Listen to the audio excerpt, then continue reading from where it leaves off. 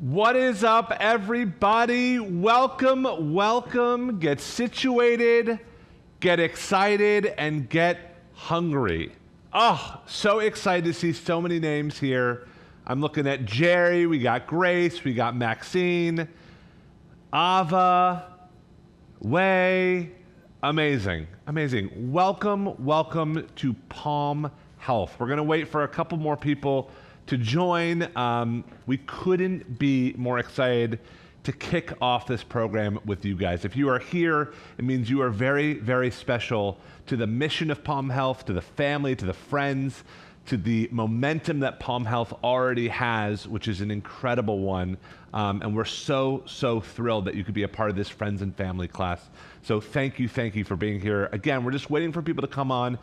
Some housekeeping. First of all, I'm Joel. I'm going to be your fearless leader today. We'll get to me in a second. But if you're comfortable, we'd love to see your beautiful face. Even if you are not cooking along, if that is not comfortable for you, that is totally fine. You can keep it and not share your screen. There's lots of ways to interact outside of that, but it does make it so much more rich for all of us to see you. And in order to unmute you, we do need to see you just to make sure it's actually you. So if you have a question and you want to interact with me, that's all we need. We just need to see your amazing faces. Hi guys, welcome. I'm so excited. Throw in the chat where everyone is coming in from. Are you guys coming in from the East Coast, West Coast, outside the country? I know we've got just an amazing group of people today. We're going to give it about another 30 seconds as we're waiting just for a couple more names. It's perfect about a time to introduce myself. I am Joel Gamron. I am the head chef and founder of a company called Homemade, and we've partnered with Palm Health to really, go after this mission of introduce the joy of cooking, get the joy of cooking to be a part of clinical care, which we feel like is just a massive, massive opportunity. 130 million people have dietary restrictions, conditions, and we want to be there for them. We are the first group-based cohort program to be able to serve those people, and we're really proud about that. So again, today is for friends and family. We are going to be looking to you guys for direction, what we could do better, what we could be doing a little bit less of, all those types of things. So we'll be sending out surveys and information. We'll have links to those. Don't worry about that, but just kind of keep a little notepad nearby so you can kind of remember all your thoughts as we progress. But it sounds like most of us are here, so I'm going to introduce the team.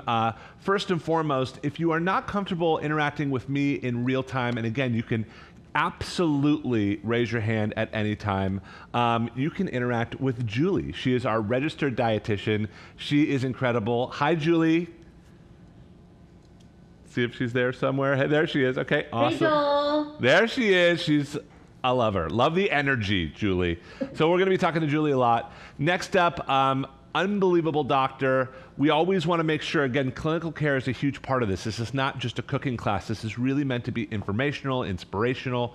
And so we really want that to be a part of it. In order to be a part of it, we thought it was really important to have a doctor be a crucial member to our team. So we have Dr.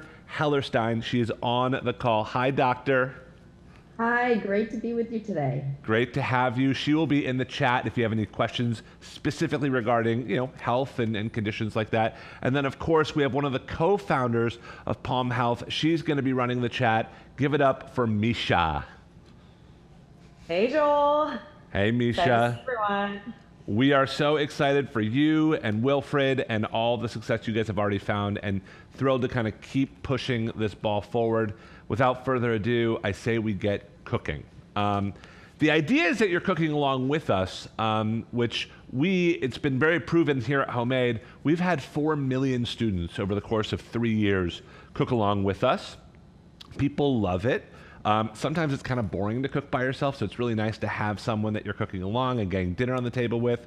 But at the same time, we have a lot of people who just come and hang out, and it just feels a little different. It's unlike watching a food show on TV or a YouTube video, because you can interact with us in real time. You can ask a chef, a doctor, a dietitian questions right now and get those answered, which really separates us from everyone else. So that's what this is all about. Don't hold back, but let's get cracking. So first question I have for you guys is we called this recipe kind of like a tomato stew with poached eggs. Really, it's called shakshuka. Has anyone here ever had shakshuka before? Raise your hand. Or throw it in the chat. Yes, I've had it, or I have no idea what you're talking about. What just came out of your mouth? I want to know. I know it seems like a weird word if you've never heard about it, but shakshuka. Have we had it before? Yes? Love it? Okay, from the Middle East, typically as a breakfast, but absolutely you can find it for lunch. I totally dig it for dinner.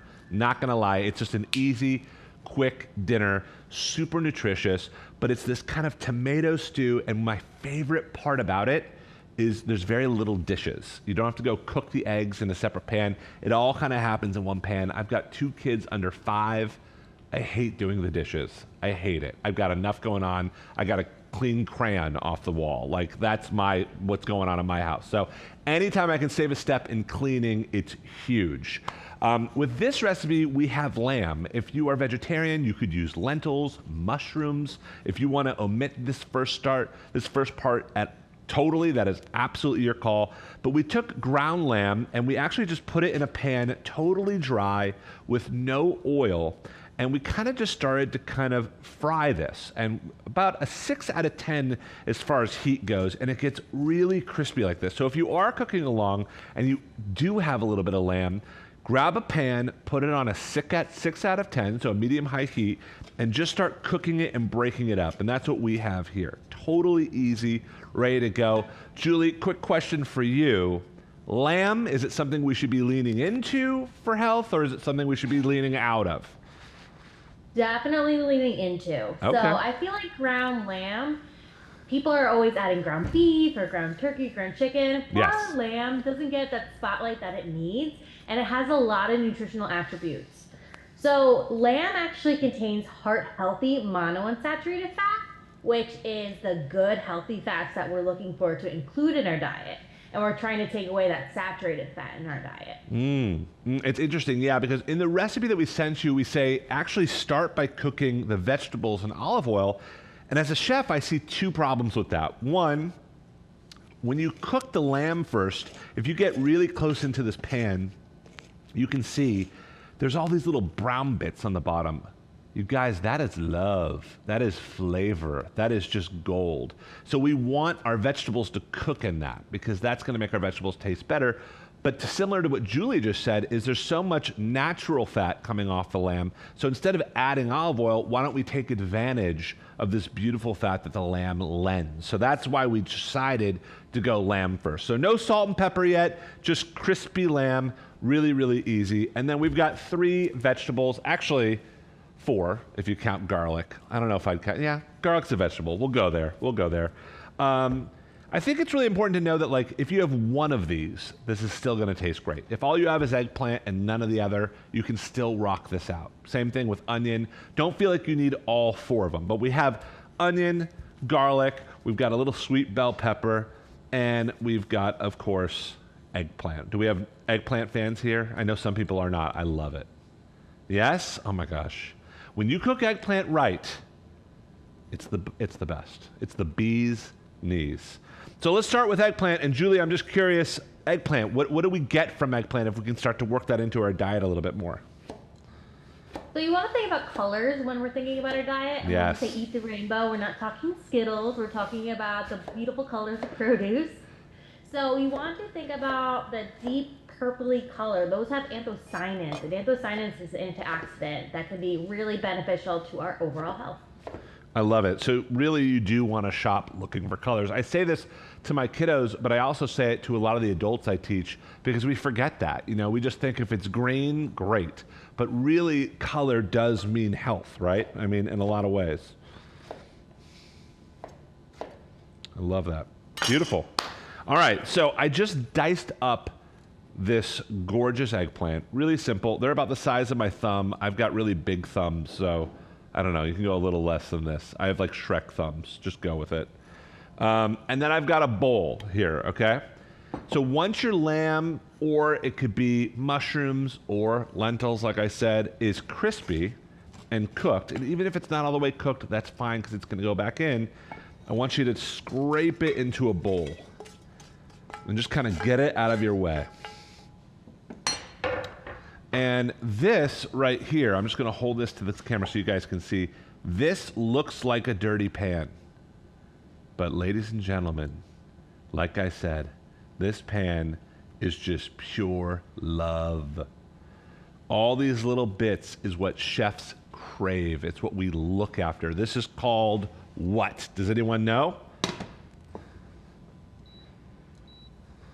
Who can tell me? Raise your hand, say it out loud. Put it in the chat. It rhymes with Bond, James Bond. No one knows? Okay, and Christina's dying. She's amazing. No, tell us. Okay, it's called fond. Like I'm fond of you. All these little brown bits are called fond. The fond is really the base to great cooking. So we're gonna add just a touch of olive oil, not a lot. I think it's really important, and I wanna ask Julie about this. You know, I don't know if you guys have ever done this, but so first of all, I am down 20 pounds. As a chef, it's been really hard to mitigate my own weight. It's why I've really found a lot of truth to what Palm Health stands for. But after I've kind of changed my diet and done simple things like at home, I actually put my olive oil in a very clean soap dispenser. So the soap's out, it's just the olive oil, and when you pump it, an exact teaspoon of olive oil comes out. So that way I just pump and I go 1, 2, and I can kind of remember how many teaspoons are going out, because the reality is when you really start cooking with a lot of oil, even though it's healthy oil like olive oil, it can add up quickly, right, Julie? 100%. So 1 tablespoon of pretty much any fat is about 120 calories. Insane. And like you said, it's so easy to over pour. And we also want to think about the cooking technique. You don't want to overdo it, because then it's not going to get those crispy bits that we're looking for. Totally. So I've got the eggplant in. Oh, do we have a question, Misha? We do. I want to ask one out that came out that Julie answered, but it was all a question around eggplants, because I saw you add that in, being nightshades. Can we talk a little bit about, maybe I'll throw this over to Julie, talk a little bit about eggplants and nightshades. Sure, I gave a really long answer in the chat, but nightshades are excellent for you. So they have a lot of like gut fiber benefits, and some nightshades are actually fruits, so they provide antioxidants and anti-inflammatory phytonutrients. So something like the eggplant has those anthocyanins, and those are positives and benefits for your health. I love that. So what are other nightshades? Like tomatoes are nightshades, right? Yep, tomatoes, peppers, potatoes, all those are nightshades. So this is a nightshade dish going on here. We got 2 nightshades, baby. I'm in. All right. So we got our eggplant kind of browning, doing its thing. That looks amazing. Just kind of keep an eye on it. Every once in a while, give it a little stir. I cut my onion in half, and once it's half, I kind of just find that flat surface like this, and I kind of shift it to my belly button, so kind of close to my belly button, and I go horizontally through the onion, and I kind of stop right before the end, and then I twist it and also cut strips, but leaving the end intact. And what this does is it allows me to kind of keep the onion together as I dice it. I'll do that again. I'm just going to start adding this into the pan. Beautiful. All right, so I'm gonna do it one more time. I'm gonna add just a glug of this. Beautiful. This pan gets so hot so fast, and I love it. 2 things that most home cooks don't use enough of, and Julie's gonna hate me for saying this. One is heat. She's not gonna hate me for that. They don't get their pans hot enough. Anyone know what the second is? I'm a chef, so I deal with this. Julie, do you know? Are you gonna say salt? Yes, I'm gonna say salt. So, I'm not a hater of salt. I believe we should use salt for cooking, definitely. Yes. The properties are to enhance the flavors that we're working with. It's not meant to make our food taste salty. Absolutely, and I will say that like salt has been like an enemy in a lot of, even me as a chef admitting that in front of this group. I mean, that's what this is all about, is kind of just being real with you guys. You know, it's something that I kind of actively think to kind of reduce, but there's a lot of things that can bring out flavors in foods that are not salt, right? Acid is one of them. So a little splash of balsamic vinegar, a squeeze of lemon or lime, it makes food pop. It makes food taste like itself. If I was gonna squeeze lime on this bread, it would make the bread taste more bready, It wouldn't make it taste, so different. It would actually make the flavors and the nuances of the bread come out. That'd be very weird. Don't squeeze lemon on bread, but you get the idea. All right, so next up, we've got the onions in here. We've got the eggplant, so kind of trail with me. We got this pepper, and I'm going to show you a pepper trick that I think is going to blow your mind. In fact, you're never going to cut a pepper the same way after this next 30 seconds. So you guys ready? Let me see a thumbs up. Yes? Okay. Luke, get close on this one, baby. Here we go. Put the pepper on its side like it's taking a little nap. Cut the top off. Cut the bottom off. Push those to the side. Okay? Now take your knife and just sneak it underneath, kind of in the pepper, but underneath these membranes here, and roll. This is called, I'm coining it, don't you dare take my copyright, the pepper roll. And what you're left here with is a sheet of pepper ready to be chopped.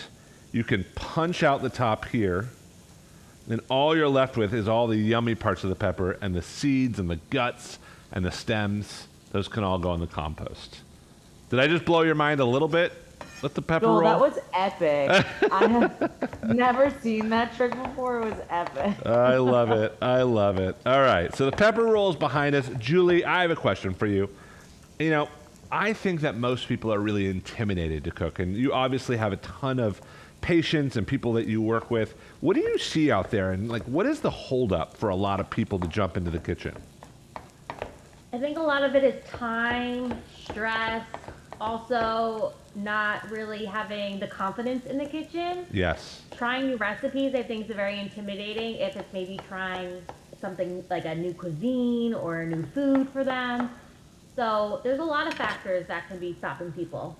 I totally agree, and I think that's why Palm Health, that's why we started this, that's why we're behind this, is because we want to make cooking really approachable for people. We want people to know we're everyday people like them. We want to put out recipes that everyone can relate to, that everyone can follow along. These aren't meant to be fancy.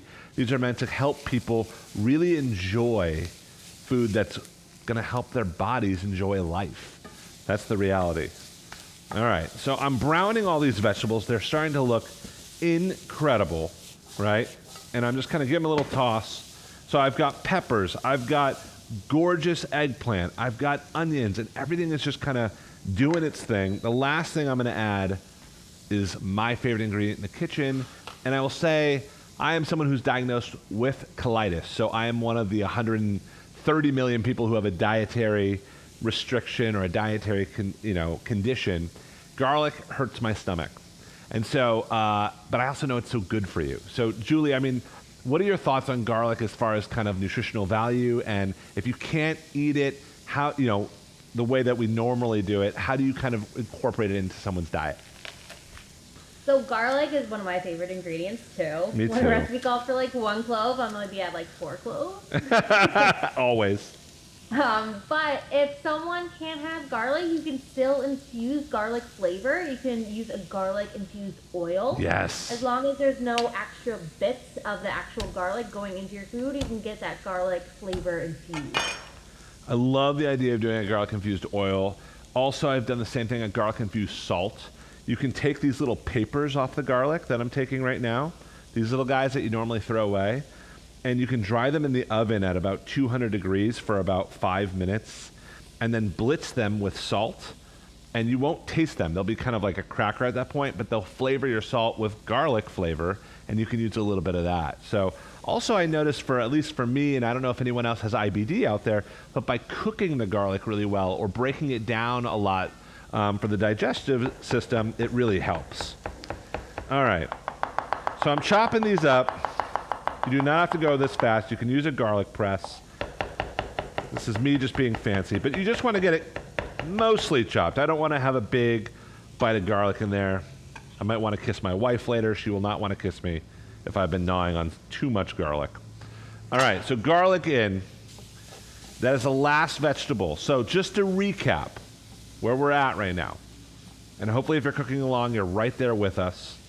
We started with the lamb. We got that crispy in a pan, no oil. We removed it to this bowl, easy peasy. Then, while that was happening, we were chopping vegetables, eggplant, garlic, red pepper, onion.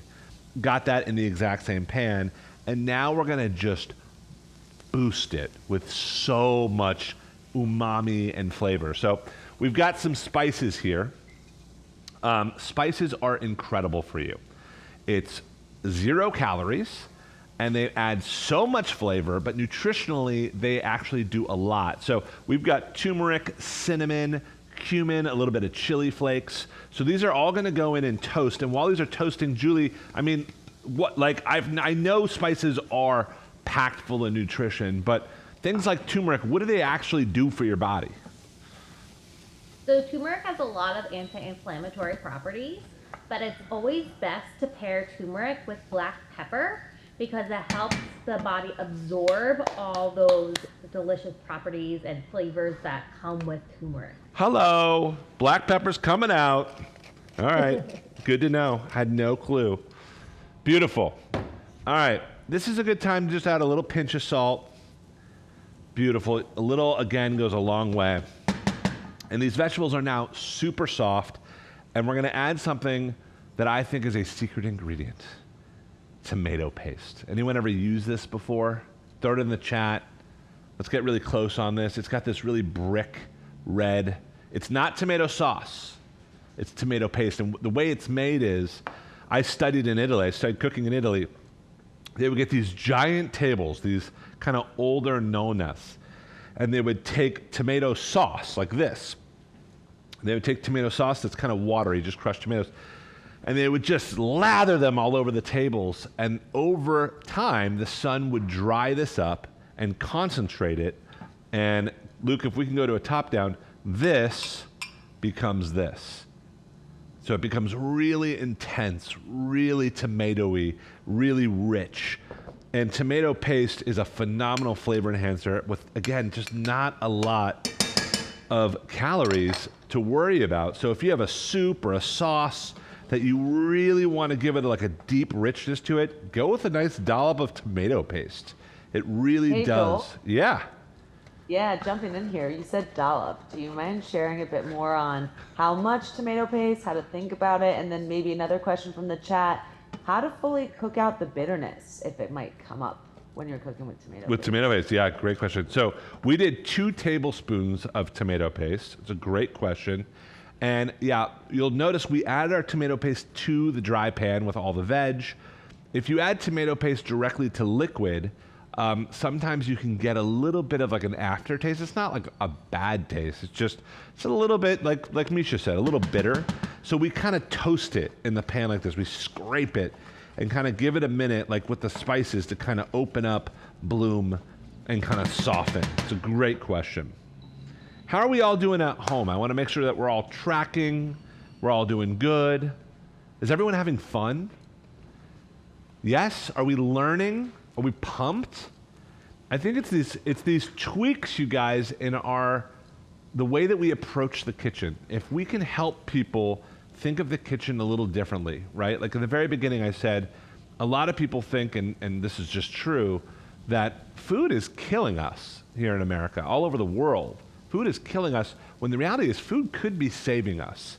And it really is just a matter of just switching the mentality, getting people together in these group settings and getting them inspired, right? Which is what Palm Health's all about. So at this point, I'm going to add my lamb back in, and I'm just making kind of a 2-portion here. So you can see everything's back in. I eat this just like this. This looks amazing. Caramelized, dark, rich, but this is where it gets really cool, and this is when the shakshuka becomes shakshuka, I guess. You're going to add some crushed tomatoes to this whole deal, right? And when you do that, you really want to scrape the bottom so that these tomatoes kind of deglaze the pan. And real quick, I mean, when you think about canned foods, beans, stock, tomatoes, Julie, I'm wondering if you have a perspective on this, because it's funny. I think when a lot of us grew up, maybe it was way back when or more recently, canned foods have changed. And now they're loaded with things that you wouldn't normally expect. So, Julie, where do you kind of sit with all that? I love canned products because they're shelf stable and you can always make sure that you have some produce to add in. Yes. So especially for canned tomato products, they contain more lycopene because they are harvested and then cooked and canned right away. Yes. So as a fresh tomato starts ripening and starts turning, you're actually losing the lycopene. So Also, one more tip for your canned products. You always can look for no salt added or low sodium. But even if you just rinse your beans or vegetables or whatever it is, you can reduce the sodium by 40%. what? Stop. Just by rinsing it? Yep. Like in a colander. So like pour it into a colander, go into the sink, rinse them off with some cold water, done. Just take that one step. Yep. Yeah, my mind's blown. 40%. That's why I'm excited about this class because I'm going to be learning a lot. I've got a lot to go on my wellness journey, and already I'm learning nightshades. I'm learning how to reduce sodium from canned goods. I love it. This is what it's all about. Aren't the canned vegetables oftentimes picked right around like ripe harvest season too? So don't you end up getting like good tomato flavors if you doing this in the winter? Oh, totally. Especially I'm in New Jersey, and like Jersey ripe tomatoes are the best. But then sometimes in Jersey, like the fresh tomatoes in the winter, not so great. So I'm relying on the canned tomato products then. I know. I went to school in the Northeast as well, and I have so many buddies who are from Jersey, and they're like, Jersey tomatoes are the best. They get together in like September, and it's this big family affair. They all can tomatoes for the winter, and they will say their tomatoes are better than anyone else's tomatoes, and I love that. I love that about you Jersey people. I love it. All right. So we've got this shakshuka just kind of coming together. Look at it now. It's just transformed to this stew, this like gorgeous spiced vegetable stew, almost like a ratatouille, right? And this is where it gets cray-cray, a little bit interesting, something you would never expect. All right, so what we're gonna do now is turn down the heat. So I'm now at about 5 out of 10. The entire time we kind of stayed at that 6, 7 out of 10. And I'm just gonna use my spoon and make a little hole in random spots, like a little nest. And I'm gonna take an egg and I'm gonna crack it right into that hole. All right, I'm gonna do it about 3 more times. Now, eggs, oh my gosh, I don't know if there's been a more controversial ingredient besides gluten than eggs over the years. Like, I know people are like, if you've got heart problems, don't eat eggs, and meanwhile, eggs are in everything. Oh my gosh, you go to a restaurant, they're everywhere. Are eggs that bad for us, Julie? Like, are eggs something we should embrace? Is it something that we should think of replacing? Like, where do you stand with eggs? I'm definitely pro eggs, and we should embrace them. Okay. Eggs have really great high quality protein for a low price. So if you're looking for different high quality protein options, eggs are a great option. I love eggs. I think they're so versatile. As a chef, there's so many places you can take them. I eat them every single day. And obviously, if you just want to go egg whites and just cook those, that's absolutely fine. But what I find with shakshuka and this dish is that these eggs poach, which is so nice, in the spices, in the tomato. And so they just drink this amazing mixture that you just made. And that's different than a poached egg in water. So what I love about poaching in general, whether you're poaching fish or chicken or eggs, 0 calories. You're not adding any fat to the pan. So learning how to poach like this really transforms your cooking. It really does. People think it's kind of flavorless because it's kind of like steaming. And everyone's like, ugh, steamed broccoli, boring. Well, try steaming some broccoli in a flavorful tomato base like this. That broccoli is not boring anymore. It's actually really exciting and cool. All right, so these eggs I cracked in, I'm gonna grab a lid. You could do 2 things here. Put a lid over the top so the steam kind of showers the eggs and cooks them, or you take this whole pan and you put it in an oven. And if you want to do that, about 350 degrees for about 8, maybe 10 minutes. It just depends on the size of your eggs. But I'm going to just cook them right here on the stovetop. And this is what I said in the beginning is this is one pan, guys. This is a perfect time for me to kind of clean up a little bit, go do something, check the email, call Julie, compare notes, do what we need to do. But this is why I love this dish, is like there's nothing else really happening, which is perfect. Now we are going to grill a little bread because I don't know. When I see shakshuka, I need something to mop that puppy up with. So we've got some really good whole wheat bread. Yes. Jumping in before we transition to bread, I think there's a really good dialogue around eggs and American Heart Association and cholesterol and all of this going on in the chat. So maybe you want to toss it over to Dr. Hellerstein to talk a little bit about what has the AHA said lately, what are we seeing around kind of the egg controversy, as I'll call it. Yes. Yes. And then we have a couple more questions around eggs. So we'll let's hit eggs for a while. I love it. Yeah. What? Great. Well, the American Heart Association for years, made eggs the devil. But in really looking at cholesterol and what does to your body, we need to have some cholesterol in our diet. It's a matter of quantity, and most folks are not that cholesterol sensitive in terms of what they take in. So the feeling around that has really changed and really started supporting the concept of it's a good source of protein, it's inexpensive, it's accessible, and around 1 egg a day is best for most people. Like if you have a real cholesterol problem, you've got to check with your physician or provider, but for most of us, it's a great way to go. I love it. What were the other things that came up in the chat, Misha? Just curious. Yeah, we've got a couple more things. So there was a question actually came in the chat, which I'll ask around how to source or cook eggs to avoid salmonella. Oh, that's a good one. So I almost never eat eggs raw. The one recipe that calls for it that we all love a lot is mayonnaise, which calls for a raw egg to make aioli. And a lot of people will say, oh, go get free-range eggs or organic eggs. The reality is the fresher the egg, the safer the egg. And if it's ultra pasteurized, that's also a very good sign. But the reality is that it's very hard to tell when an egg was harvested.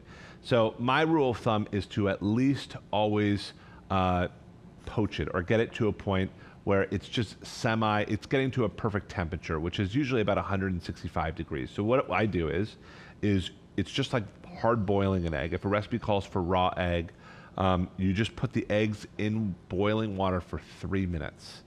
Now, when you crack open the egg, it's going to look like a raw egg. They'll have a little bit of white to it, but the egg yolk itself, the egg white itself, will at that point be pasteurized. It will go past the temperature that you need it to feel really safe about. So my rule of thumb is no eating raw eggs. Always hit it for at least 3 minutes on the stove. Hopefully that answers your question. Yeah, I think that's a good one. I'll pull in maybe your 1 or 2 more things that are happening in the chat.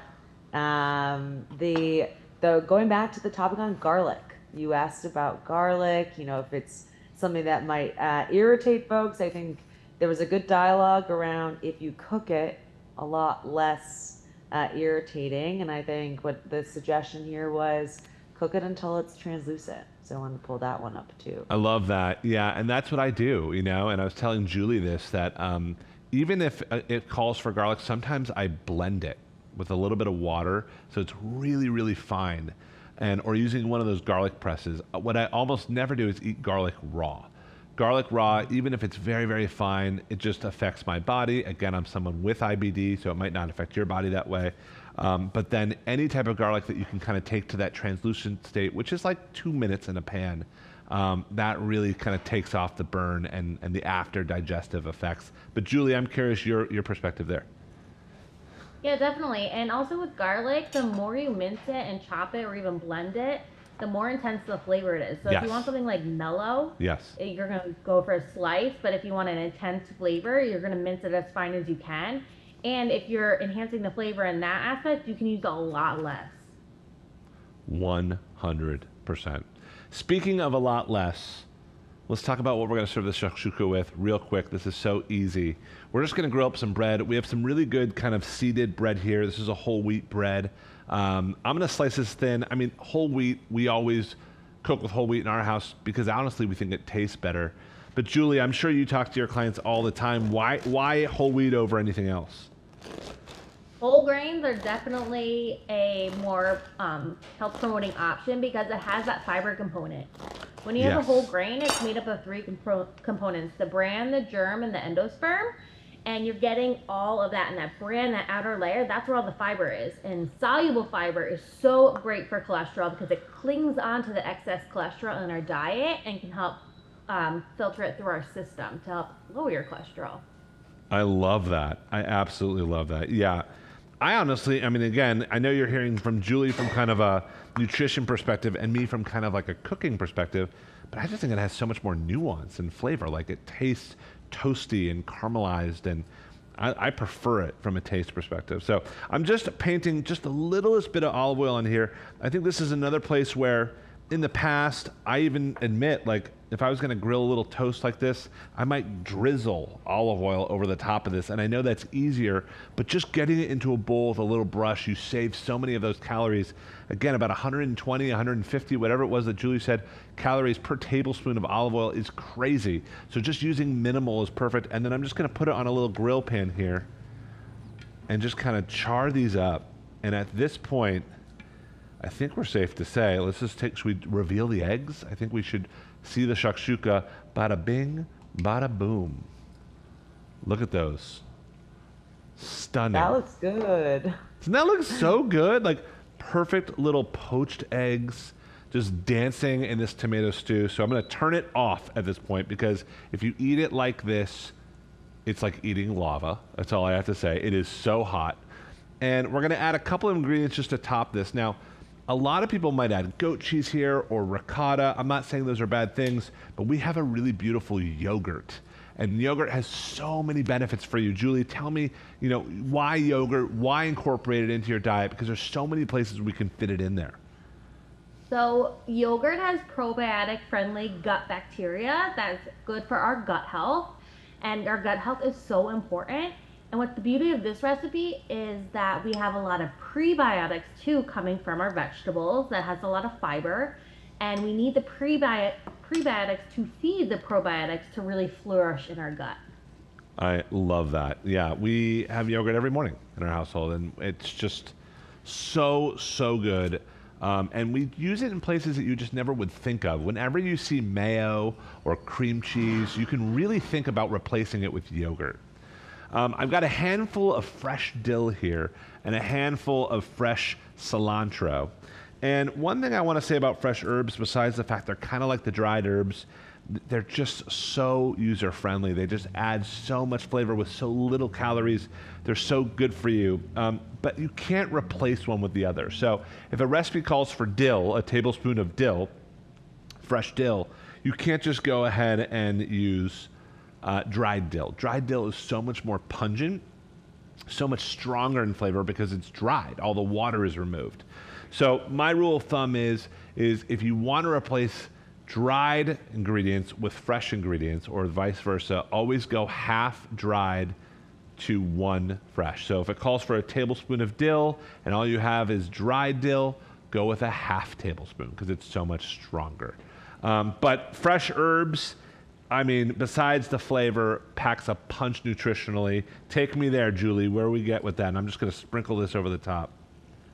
I love fresh herbs or dried herbs or anything because, again, that's where you can really infuse a ton of flavor. And I would love to hear from you, Joel, too. Like, how do you store your fresh herbs? Because are you going to be using all of them today? Probably not. So what's the best way to store them? Never do I use all my fresh herbs. It's such a good question. So there's a couple of different ways. One is this works really well. So when you take the herbs out of the little clamshell that they give you at the grocery store, stick them in a little jar of water. Sometimes I like to tent it with like a little plastic wrap or something just so the fans in your fridge don't make them droop and sad. But just kind of letting them hang in there is really good, and they'll stay good for about another week or two. If you really want them to stay good, like this dill, you can wet a paper towel roll it up in the paper towel, and then put that in a bag, like a little Ziploc bag, and punch holes in the bag so it can breathe. And this dill, which would normally wilt in 3 days, will probably stay good for about 3 weeks. So that is the best way to kind of extend the life shelf of your fresh herbs. And this little crostini that we're toasting is just absolutely perfect. They're just getting just the smallest little bit of caramelization and toast on them. They're looking awesome. At this point, I absolutely just took the shakshuka off. I hope you guys can kind of see this. Can we get really close? Look how beautiful that looks. I mean, come on. That looks good. That looks, I mean, I would face plant in that. It just would destroy me. But it is absolutely so fragrant, so good for you. These are poached eggs, right? Again, you don't need the lamb if you don't eat meat. It's literally just vegetables and eggs, but so different, so unusual, creamy, really, really spice forward. And then what I do is I just take these little crostini and I just tuck them into bed, right? Wherever you got a little opening. Joel, what are some of your plating tips? Because it looks like you're doing a little bit of like eat with your eyes. So do you mind sharing that with us? Yeah, this is looking too bougie. This is starting to look good. pretty bougie. Okay. So the biggest plating tips are this. I think one, I want to echo what Julie said, which is the more color, the more we get excited, right? Even though fettuccine Alfredo is good, it's just a white plate of pasta. And to have color on there, not only is it nutritionally sound, but it really makes things pop. The other thing is building things up high. So you'll notice I kind of put this bread in here and it's kind of coming off the pan. So that's really important when you have a salad or if you're plating a pasta or even like a chicken, instead of just plopping it on a plate, kind of stacking on itself so it comes at who's ever looking at it, really, really makes it enticing. And the last thing, I just have to call it out again, fresh herbs on everything. It just makes it pop, look fresh, and ultimately taste so, so good. Good question, Misha. You guys, we actually have one question on that, which I have to ask again. I know we did a little bit of an overview on fresh versus dry herbs, but when it comes to finishing and plating, can you use dry herbs or is it all about, does it have to be fresh? Tell us what your kind of expert opinion is here. Are you asking me? Yeah, Oh, awesome. The finishing part. Yeah, for the finishing part, I would never finish with dried herbs. Dried herbs need 2 ways to wake them up because they're kind of asleep in your cupboard. So either one is you have to toast them in a pan, or 2 is you have to bash them up. And if you don't do one of those, they don't really wake up. So you can finish with things like sumac, or there's some really good finishing herbs that work decently. Sesame seeds is considered an herb. But most dried herbs you want to cook to get its full potential. I would never take like dried oregano and just sprinkle that over the top of a dish. I'd want to cook that oregano so the oregano oils and everything the oregano gives is out. So I'd rather use fresh oregano as a finish and dried to cook. That's such a good question. You guys, we've been cooking together now for about 45 minutes, learning together, not just cooking. And this is what Palm Health is all about. We are absolutely trying to bring the joy of cooking to a clinical setting, period, full stop. We do not want what is killing us to be taken away from us, which is food, right? 4 out of 10 people in America either have prediabetes or diabetes, right? There is so much, when you look at so many conditions, whether they're diet related or not, so much of it can be solved by food. And if we can get people cooking more, there's a lot of potential in there. And we know that people will do what other people do. And that's why these group-based lessons are so important to us. This is just the first step. We believe this is what will bring people in. This will get people excited. But there is so much more support to come after this that we're still fleshing out and trying to figure out. And that's where you guys really come in. We're going to send out an email survey. We want to absolutely hear from you. This is so important. This is a friends and family event. Next week, we're opening up to the public. I'm going to be blasting out to my following. I know Wilfred and Misha are going to have plans on blasting it out to the ether. But we want to bring in people, and we want you guys to bring in people. So if you know someone who's maybe thinking about cooking more, or maybe has some health-related issues, or is just curious about this type of thing, we would absolutely love to have them be a part of this. We're going to be around for the next 6 weeks, hopefully much more beyond that. And we want to be there for them. We want to hear from them and help fleshing out this entire thing with them. So again, email survey on the way, and I don't think I should be the last word here. I think it should come from Misha. Misha, any final words? I just want to say a big thank you to everyone that's on this call today. It is this is one of the most fun ways I think you could spend an afternoon. I think I learned a ton. The pepper roll is going to stay with me forever. I think the one thing that was in the chat, the prebiotic probiotic discussion, I have a lot of follow-ups there, and I think this is the right forum to ask these questions. And so hopefully this gave everyone a little bit of a sense of the magic behind POM and all the different pieces coming together. I'm sorry, I'm going to sound a little cheesy right now, but we're all the ingredients and this is the recipe. So thank you all for being here. Really, really want to keep the conversation going. I dropped 2 things into the chat. One is the survey for all your feedback, because without your feedback, we don't get better. And the second is our website is live accepting new patients. So please send that around to those who you think would want to cook along with us. Fantastic. Cheers, everybody. Happy cooking, and hopefully we'll see you next week, or some of your friends and family. Send them our way, and take care. We'll see you soon.